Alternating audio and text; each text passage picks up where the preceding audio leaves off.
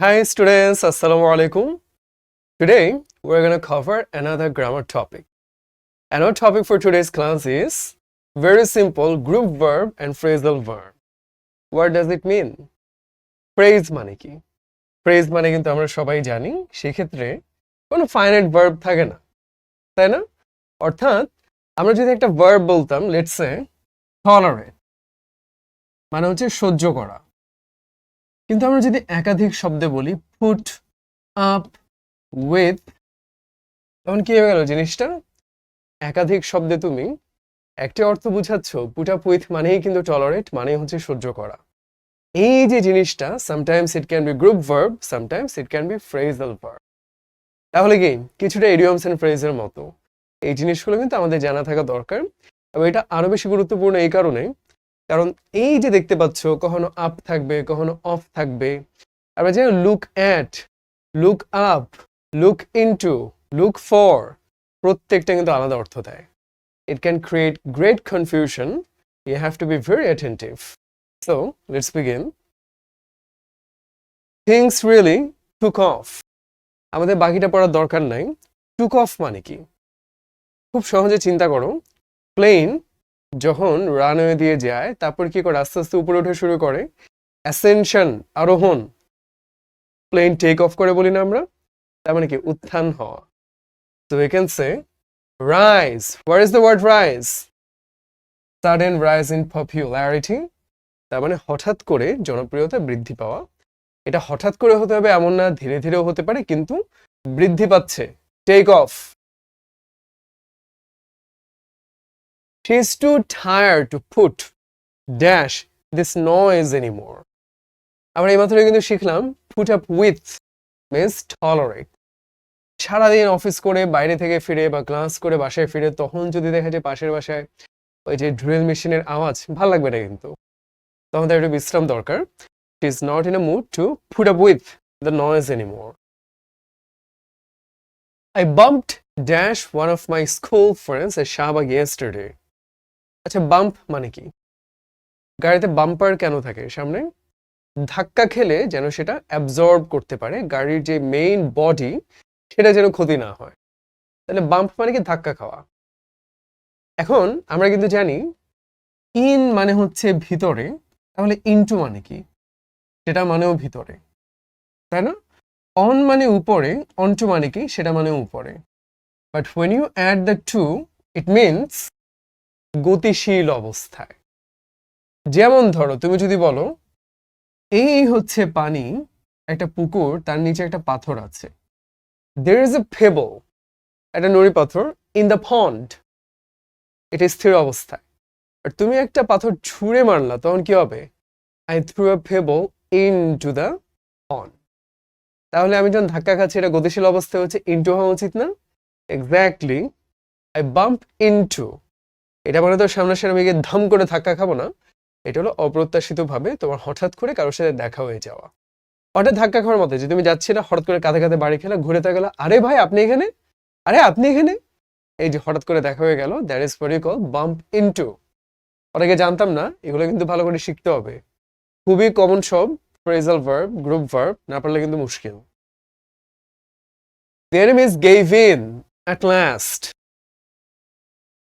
এখানে give up আর give in দুটো খুবই কাছাকাছি অর্থ দেয়। গিভ আপ মানে কি? হাল ছেড়ে দেয়া। জন সিনা বলে না নেভার গিভ আপ, তার মানে কি? কখনো হাল ছেড়ে দিও না। আর যখন তুমি হাল ছেড়ে দিচ্ছ একটা যুদ্ধে, তখন তুমি কি করো? ইউ গিভ ইন, তুমি হার মেনে নাও, তুমি স্বীকার করে নাও যে তুমি পারলে না।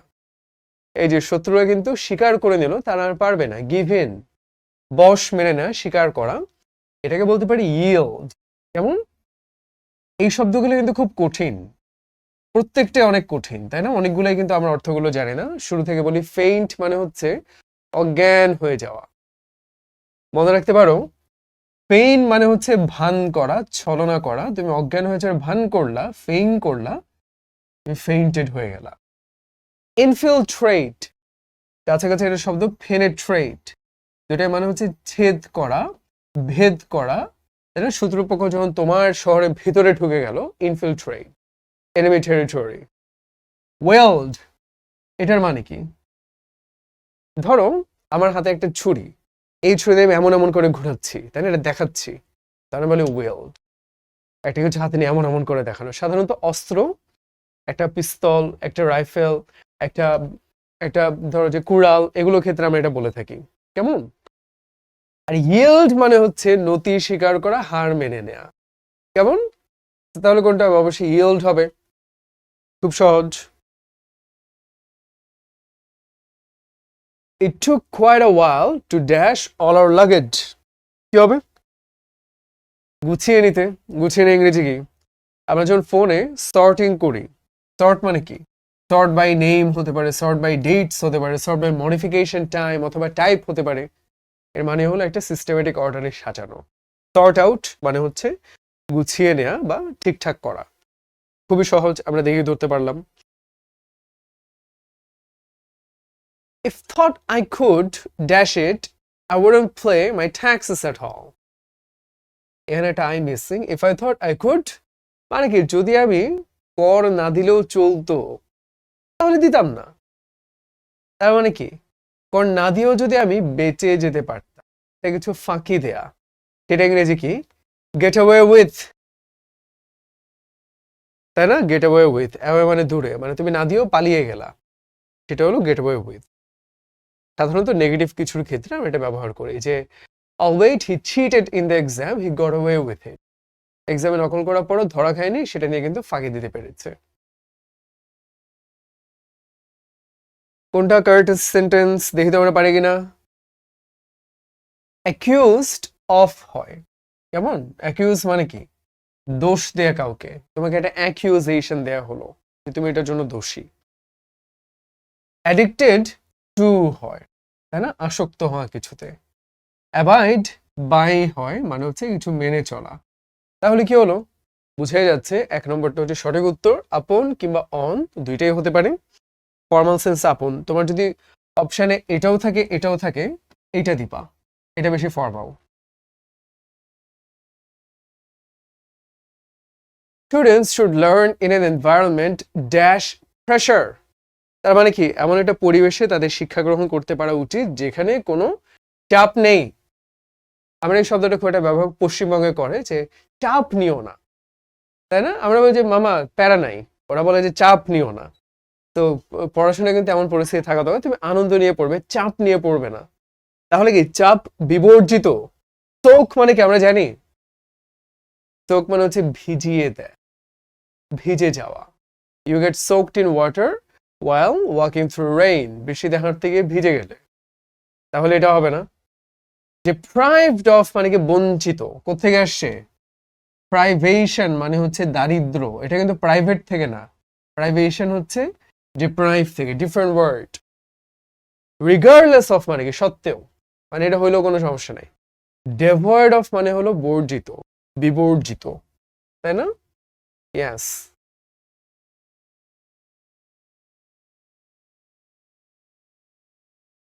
We need to do more to dash the poor flood victims.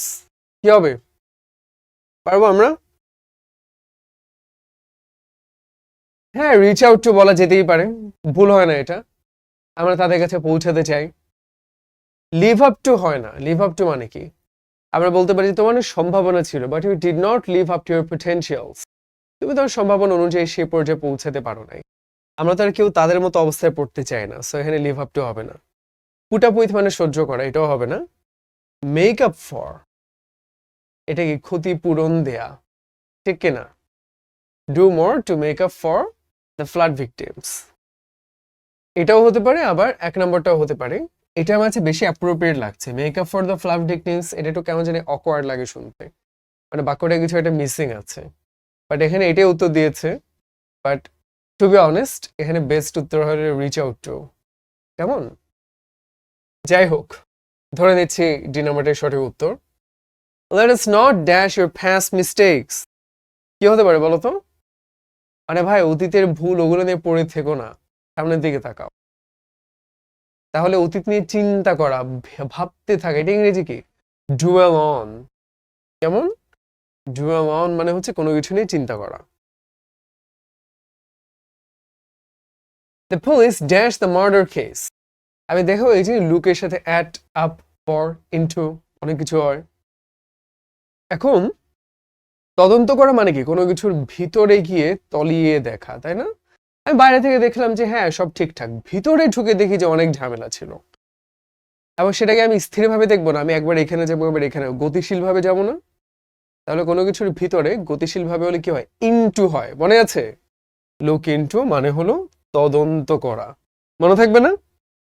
আশা করি এখন আর ভুলবো না আমরা কেউ। The doctor asked me to dash my shirt, মানে কি আমার জামাটা খুলতে বললেন। তাহলে কি হবে? পুট অন মানে হচ্ছে কিছু একটা পরিধান করা, টু ওয়্যার সামথিং। অন এর বিপরীত কি? সুইচ অন করি, অফ করি। পুট অফ মানে হচ্ছে জামাটা বা পোশাক খুলে ফেলা। ঠিক একইভাবে এখানে কি হবে?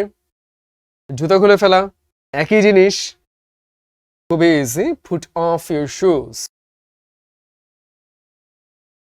Don't worry, we'll have to wait a little longer because I'm sure he will dash soon. কি হবে? আমার অল্প একটু অপেক্ষা করতে হবে, আমি নিশ্চিত সে খুব দ্রুতই উপস্থিত হবে, হাজির হবে, দেখা দিবে। টার্ন আপ মানে হচ্ছে দেখা দেয়া, হাজির হওয়া, উপস্থিত হওয়া।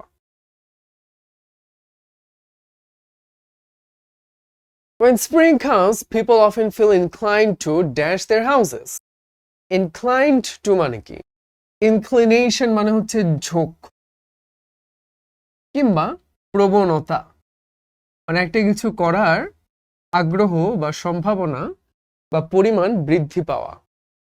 Let's say we can say during summer times we are inclined to eating mango or like juicy fruits like jackfruit or lychee, whatever. এই যে ওদের এখানে বসন্তে কি করে, যে শীতকালে তো বরফ টরফ পরে ধ্বংস হয়ে যায় সবকিছু, যখন বসন্ত আসে তখন ওরা বাসাটা নতুন করে মেরামত করে, সুন্দর করে সাজিয়ে তোলে। এটা ইংরেজি কি? এই যে আমরা পারি ডু আপ, মেকআপ, যেরকম মুখের উপরে আমরা করি ডু আপ, এটা হচ্ছে বাসা বাড়ির উপরে করে। পারলাম আমরা নতুন একটা ইয়ে শিখলাম।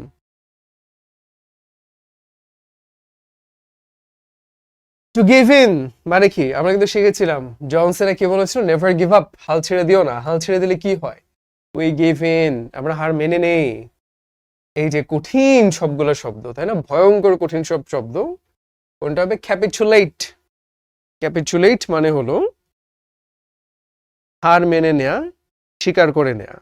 কেমন পারলাম জিনিসটা? সারেন্ডার বলতে পারি আমরা। আবার এগুলা কিন্তু খুব কনফিউজিং শব্দ। কেমন? যেমন হলো ক্যাপিচুলেট মানে হলো তুমি এটা শিখলা, এখন তুমি যদি আগে একটা রি বসায় দাও, recapitulate, it has a completely different meaning. It means to summarize, সংক্ষেপ করা। তো ক্যাপিচুলেট মানে কোথায় হলো হার মেনে নেওয়া, সারেন্ডার করা, আর রিক্যাপিচুলেট মানে হলো কোথায় সামারাইজ করা, তাই না? ইয়াস, খুবই কঠিন সব শব্দ। এরপর কি কি আছে? আমরা যদি বলি রেপেল, আমরা জানি না মসকিটো রেপেলেন্ট থাকে, দূরে সরিয়ে দেয়, দূরে ঠেলে দেয়, তোমাকে বিরত করে কিছু করতে, সেটা হলো রেপেল। কেমন? রিবাফ মানে কি? রিবাফ মানে হচ্ছে রিফিউজ করা, যে তোমার এটার সাথে আমি একমত না, খণ্ডন করা তোমার যুক্তিটা, তোমার কথাটাকে সাপোর্ট না করা, সেটা রিবাফ। কেমন?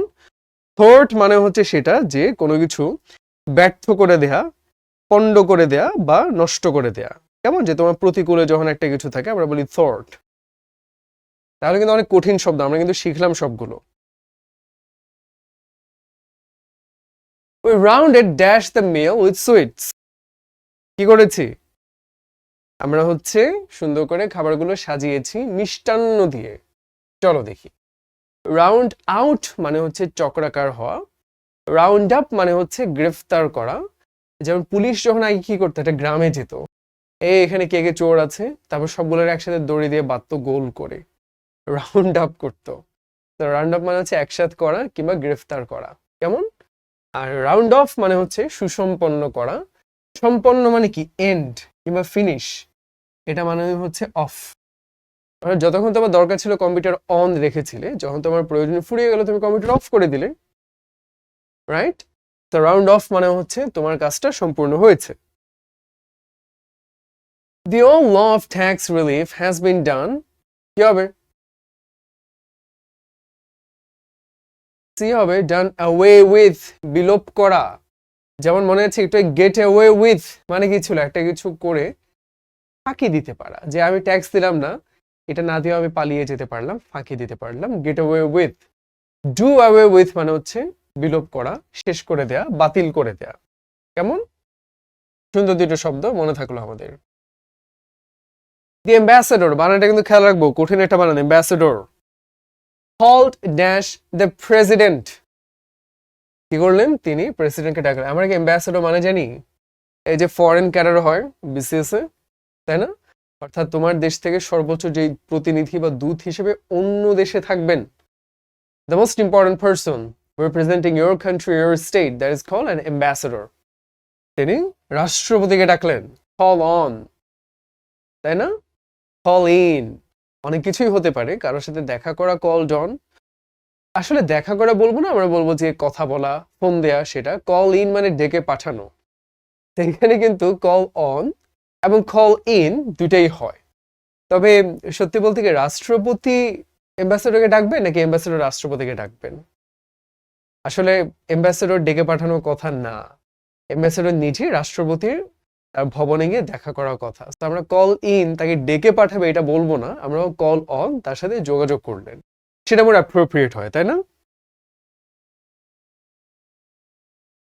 The engine blows dash carbon dioxide. এটাও কিন্তু ব্লো এর সাথে অনেক কিছু হতে পারে। পারবো আমরা? একটু টাইম নেই, একটু ভেবে দেখি, আশা করি পারবো আমরা জিনিসটা। এই যে ব্লো অ্যাওয়ে মানে হচ্ছে উড়িয়ে নিয়ে যাওয়া, ব্লো আউট মানে হচ্ছে নিভে যাওয়া। ব্লো আউট দ্য ক্যান্ডেলস, মোমবাতি নিভিয়ে দিলে।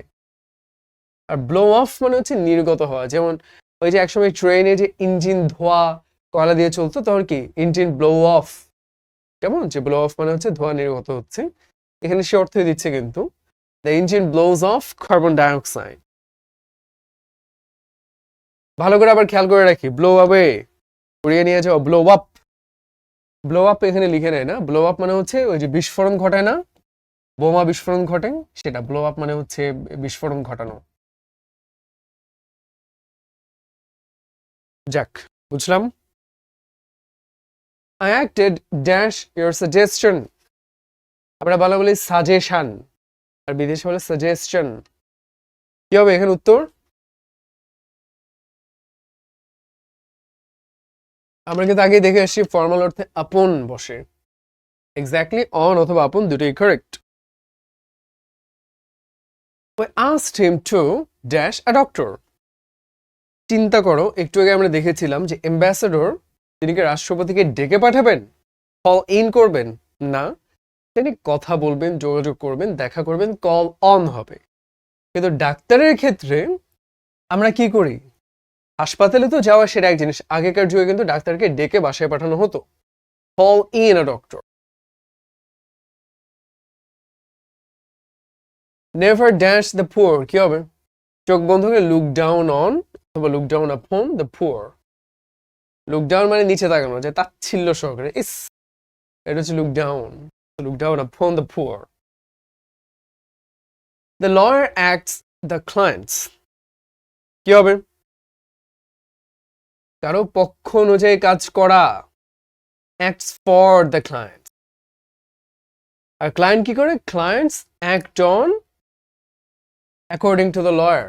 লয়ার যেটা বলে সে অনুযায়ী কাজ করে, সেটা অ্যাক্ট অন। আর অ্যাক্ট ফর মানে কারো পক্ষে কাজ করা, দুটো কিন্তু আলাদা জিনিস। অ্যাট লাস্ট দ্য এনিমি, আমরা কিন্তু পারি, কি হবে? হাল ছেড়ে দিবে, হাল ছেড়ে দিয়ে তারা পরাজয় স্বীকার করে নিবে, গেভ ইন। এনিমির ক্ষেত্রে সবসময় আমরা কিন্তু গেভ ইন দিব, বশ্যতা স্বীকার করা, হার মেনে নেওয়া। কেমন? Instead of deteriorate we can say, deteriorate মানে কি? হ্রাস পাওয়া, আগের থেকে আরো খারাপ হওয়া, কমে যাওয়া, নষ্ট হওয়া, নেগেটিভ অর্থ বোঝাচ্ছে। তাহলে কি হবে? ফল মানে পড়ে যাওয়া, তাই না? ফল অফ মানে হচ্ছে আরো কমে যাওয়া। এখানে তো অনেকগুলো অর্থ আছে, আমরা এগুলো পড়ি। ফল আন্ডার, ফল অ্যাওয়ে, সবগুলো অর্থ ভালো করে শিখে রাখি।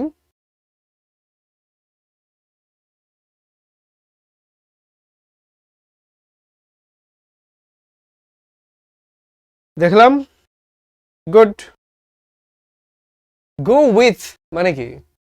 বলো না, গো উইথ দ্য ফ্লো মানে হচ্ছে একমত হওয়া, যে ভাই সবাই যেটা বলছে ওইটাই, যে সহমত, ভাই সহমত পোষণ করছি। গো উইথ দ্য ফ্লো অর্থাৎ সবাই যেটা বলছে তুমি সেই সাথে গেলা, ওই যে হুজুগে বাঙালি ভেড়ার পালের মতো তুমি তাদের সাথেই চললা, একমত হলা। He came dash a large family, তিনি একটা বড় পরিবার হতে এসেছেন, তাহলে কি হবে? came of a large family, তাই না? came from ও হতে পারে, তবে পরিবারের ক্ষেত্রে এই যে come of মানে যে জন্মগ্রহণ করা। তো তুমি যদি বলতে চাই তিনি ঢাকা থেকে এসেছেন, came from ঢাকা। আর যখন ফ্যামিলি থাকে তখন came of হয়। এটা আমরা একটু খেয়াল রাখবো। কেমন? came from এমনিতে কিন্তু ভুল ছিল না, কিন্তু ফ্যামিলি দেখে আমরা came of দিয়েছি।